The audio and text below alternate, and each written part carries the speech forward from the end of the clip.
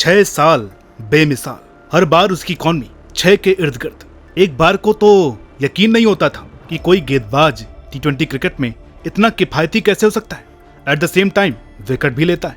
ऐसा लगता था कि सुनील नारायण की तरह उनकी मिस्ट्री भी कोई कभी नहीं जान पाएगा। लेकिन फिर आया IPL 2025 और सब कुछ मानो ध्वस्त हो गया। कमेंटेटर भी ये कहने को मजबूर हो गए कि ये साल राशिद का नहीं है, इतना बुरा हाल हो गया।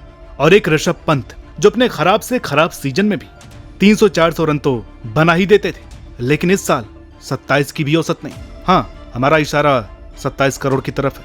ये प्लेयर तो बहुत अच्छे हैं, हर साल डोमिनेट करते थे, लेकिन इस साल पता नहीं क्या हो गया। अब ये 2 नाम तो सिर्फ मिसाल के तौर पर हमने बताया। इस IPL बेशक कई यंगस्टर्स ने जौहर दिखाई, मिचेल मार्श ने अपना कंसिस्टेंट रूप दिखाया, पूरन, क्लासन सब ने अपनी वर्थ साबित की, लेकिन कुछ नामी खिलाड़ी जिनका सिक्का खूब चला करता था IPL में, उन्होंने निराश किया है। इनकी परफॉर्मेंस काफी खराब रही। तो चलिए आज बात करते हैं IPL 2025 की बिगेस्ट डिसअपॉइंटमेंट की, बिलो पार परफॉर्मेंस वाले प्लेयर्स की, जिन्हें देख करके दुख भी हुआ और बुरा भी लगा। उम्र 26, विकेट 634। T20 क्रिकेट के इतिहास में सबसे ज्यादा विकेट लेने वाले गेंदबाज, जो दुनिया के जिस भी कोने में गया, क्रिकेट के जिस भी प्रारूप में खेला, हर बार हर साल डोमिनेट किया, दुनिया भर में खूब नाम कमाया। नाम है राशिद खान। गुजरात टाइटंस की जान। जब गेंद इनके हाथ में होती है तो किसी बल्लेबाज की कहां चलती है, ऐसा हम 2016 से देखते आ रहे हैं। किसी भी कप्तान के लिए ये लग्जरी रहे। जब भी सामने कोई बल्लेबाज परेशान कर रहा हो, करामाती खान को बुलाया जाता था।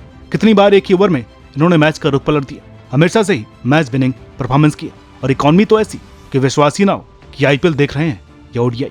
इनका कोई भी सीजन उठा करके देख लीजिए, 2017 से 2022 इन 6 सीजन में इनकी इकॉनमी 6 और 7 के बीच में रही। 7 कभी टच नहीं की, वो भी तब जब ये पूरा सीजन हर मैच खेले। 2020 में तो इनके 16 मैच में 20 विकेट थे, वो भी सिर्फ 5.37 की औसत से। 2023 में 17 मैचों में 27 विकेट लेकर ये बंदा रीजन था गुजरात टाइटंस के लगातार दूसरे फाइनल में पहुंचने का। मगर इस साल पता नहीं राशिद खान को किसकी नजर लग गई। जो भी बल्लेबाज आता है इन्हें कूट करके चला जाता है। अभी हाल ही में LSG के खिलाफ इन्होंने IPL की शुरुआत छक्के से ही की। पहले ओवर में मिचेल मार्श ने इन्हें 25 रन ठोक दिए। दिक्कत इतनी बढ़ गई कि अपना IPL भी पूरा नहीं कर पाए। इस साल राशिद के लिए मुसीबतें बहुत ज्यादा रही हैं। फ्रेंचाइजी ने इन्हें 18 करोड़ में रिटेन किया, मगर इसके आधे भी विकेट नहीं ले पाए। 13 मैचों में सिर्फ 8 विकेट। और जो इकॉनमी में अच्छों को फेल करता था, वो बेचारा इस बार 9 से ऊपर की इकॉनमी से रन लौटा रहा है। दोस्तों, अगर भारत की कोई भी फॉर्मेट की प्लेइंग 11 बनानी हो तो ये बंदा हर फॉर्मेट की हर टीम में खेल जाएगा। टेस्ट क्रिकेट देख लीजिए, वहां भी इन्होंने झंडे गाड़े। ODI देख लीजिए, अपने शरीर को दांव पर लगाकर इंजरी में ही 2 वर्ल्ड कप खेल गए और हर बार भारत को प्राउड फील करवाए। IPL में भी इनका टैलेंट किसी से छिपा नहीं है। अपनी पीक पर ये अच्छे से अच्छे बल्लेबाजों की कमर तोड़ देते थे। सिर्फ 3 सीजन में पंजाब किंग्स के लिए 58 विकेट ली और 2 सीजन में गुजरात टाइटंस के लिए 48 विकेट। पर्पल कैप की रेस में ये हर बार कम्पिटिट करते, लेकिन फिर एक इंजरी और सब कुछ बदल गया। 2024 शमी ने पूरा मिस किया। इस साल इन्हें सनराइजर्स हैदराबाद ने खरीदा, मगर इनके फॉर्म का सनसेट हो गया। कई मैचों में बैकिंग बेशक मिली, मगर बैक फायर कर गई। 9 मैच सिर्फ 6 विकेट, 11 के ऊपर इकॉनमी, 56 से भी ऊपर का औसत। अगर ये किसी बल्लेबाज का हो तो खुशी से आंखें चमक जाती हैं, लेकिन अगर अपने सी मैस्ट्रो शमी की हो तो भाई दुख होता है। इनके केस में फिटनेस भी धोखेबाज रही। खबरें आ रही कि शायद इंग्लैंड भी ना जा पाए। ये साल अभी तक शमी का नहीं रहा है, ना IPL में और ना ही इंटरनेशनल क्रिकेट में।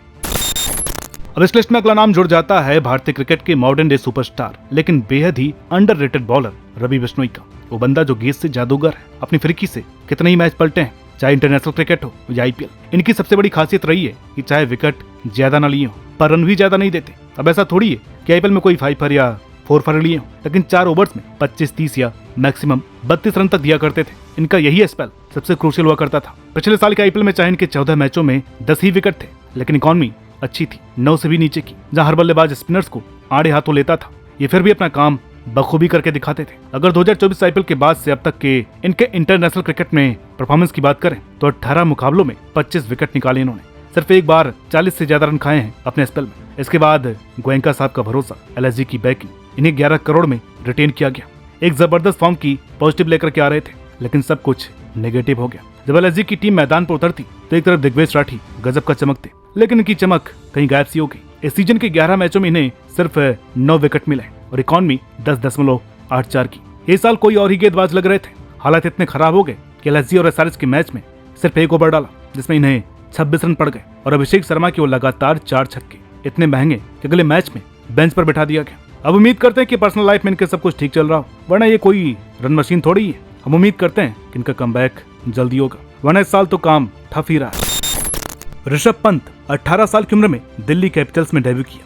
20 की उम्र में वन ऑफ द ग्रेटेस्ट और अभी तक का इनके करियर का बेस्ट परफॉर्मेंस करके दिखाया। 684 रन, 173.60 का स्ट्राइक रेट। 2019 में इस टीम के प्लेऑफ में जाने का अहम कारण भी बने, आगे चलकर इस टीम के कप्तान भी बने। 2020-21 का वो डाउनफॉल हो या फिर 2024 में एक्सीडेंट के बाद का कमबैक, हमने हमेशा ही ऋषभ को धूम मचाते देखा। फ्लैम्बॉयंट स्ट्रोक प्ले, ताबड़तोड़ हिटिंग, क्या स्पिनर क्या पेसर। लेकिन आईपीएल 2025 में जैसे ही दिल्ली और इनका 9 साल का रिश्ता टूटा, ऋषभ पंत की टीम बदली, सब कुछ मानो बदल गया। लखनऊ ने इन्हें 27 करोड़ में खरीदा, कप्तान बनाया। अब पता नहीं प्राइस टैग का प्रेशर था, इंटरनल प्रॉब्लम, ब्रेन फेड या फिर एक्सपेरिमेंट, जो कुछ भी था इसका रिजल्ट काफी खराब रहा। वरना जो बंदा 100+ आईपीएल मैच खेलने के बाद भी 150 के करीब स्ट्राइक रेट और 35 के करीब एवरेज से रन बनाता था, और जानलेवा हादसा भी जिसे बदल नहीं पाया। उस ट्रेजेडी के बाद भी पिछले साल इन्होंने 446 रन बनाए थे 155 के स्ट्राइक रेट से और औसत 41 की। इनकी दहशत का अंदाजा इस बात से लगाया जा सकता है कि 9 में से 5 आईपीएल सीजन में इनका स्ट्राइक रेट 150 के ऊपर का ही रहा। लेकिन साल 27 करोड़ का ये प्लेयर